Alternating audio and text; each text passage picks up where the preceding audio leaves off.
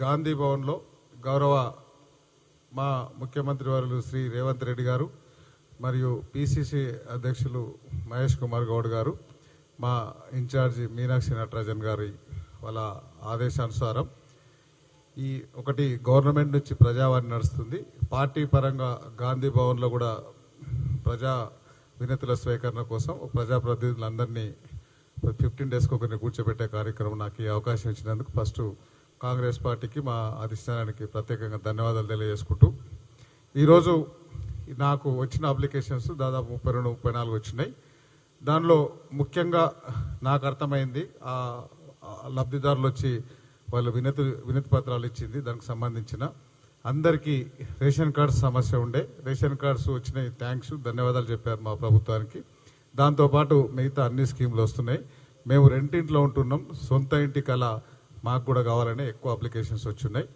దానిలో భాగంగానే వాళ్ళకి ఇందిరమ్మ ఇల్లు మేము ఇచ్చినా కూడా ఫస్ట్ ఫేజ్లో ఇల్లు లేని వాళ్ళందరికీ ఇస్తున్నాం.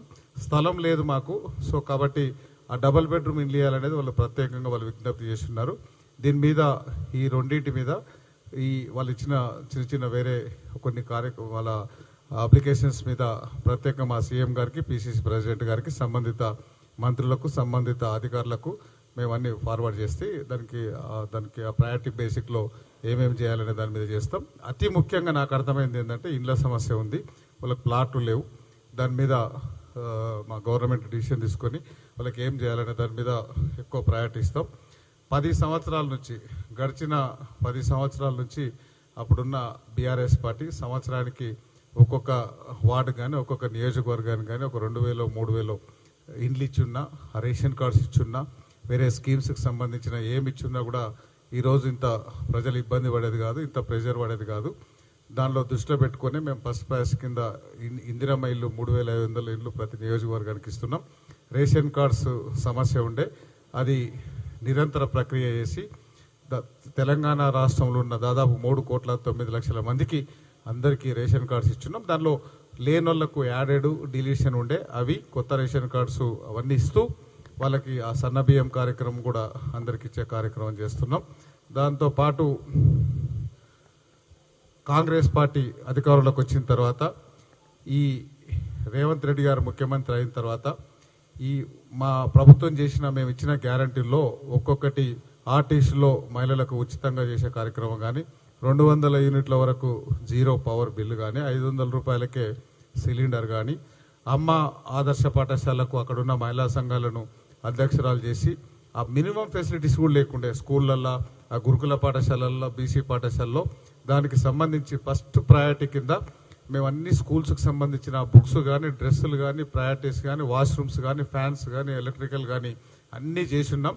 దానికి నిదర్శనమే మీరు చూడండి, ఈ సంవత్సరం తెలంగాణ రాష్ట్రంలో 1,40,000 మంది ప్రైవేట్ స్కూళ్ళ నుంచి గవర్నమెంట్ స్కూల్లోకి వచ్చారు. వాళ్ళ కాన్ఫిడెంట్ వచ్చింది. దాదాపు 35,000 మంది టీచర్లకు ట్రాన్స్ఫర్లు చేసినాం, 13,000 మందికి ప్రమోషన్స్ ఇచ్చినాం.